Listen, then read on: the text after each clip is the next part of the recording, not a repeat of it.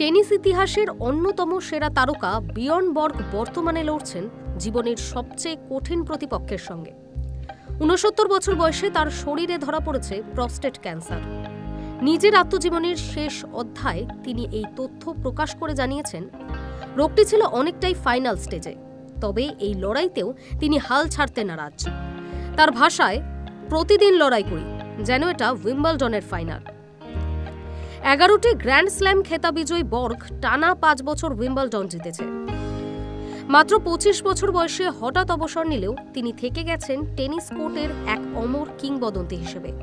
তবে জীবনের এই নতুন অধ্যায় তাকে মানসিকভাবে ভীষণভাবে নাড়া দিয়েছে। এক সাক্ষাৎকারে তিনি বলেছেন, ডাক্তার আমাকে বললেন অবস্থা খুবই খারাপ, ঘুমন্ত ক্যান্সার সেল রয়েছে, ভবিষ্যতেও লড়াই চালিয়ে যেতে হবে। ২০২৪ সালে অস্ত্রোপচারের পর বর্গ আপাতত রেমিশনে আছেন।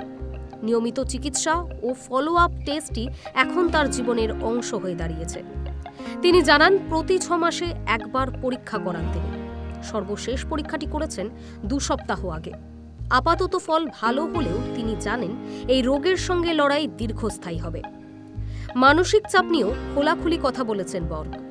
তার স্বীকারোক্তি, ডায়াগনোসিস ছিল মানসিকভাবে কঠিন, কিন্তু আমি চেষ্টা করি প্রতিদিনটাকে একটা নতুন দিন ধরে নিয়ে বাঁচতে, প্রতিটি বছরকে আলাদা করে নিতে।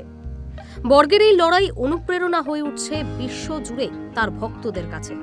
একসময়ের কোর্টের সম্রাট যেইভাবে প্রতিপক্ষকে হারাতে শিখেছিলেন, ঠিক সেইভাবেই জীবনের এই লড়াইটাও জিতে বেরিয়ে আসার প্রত্যয় তার কথায় স্পষ্ট। টেনিস প্রেমীদের কাছে তিনি শুধু একজন খেলোয়াড়ই নন, বরং অধ্যাবসায় ও মানসিক শক্তির প্রতীক। আর তাই ক্যান্সারের বিরুদ্ধে তার এই অবিচল লড়াইকে অনেকে দেখছেন জীবনের সবচেয়ে বড় চ্যালেঞ্জ মোকাবিলার উদাহরণ হিসেবেই। Hi news network.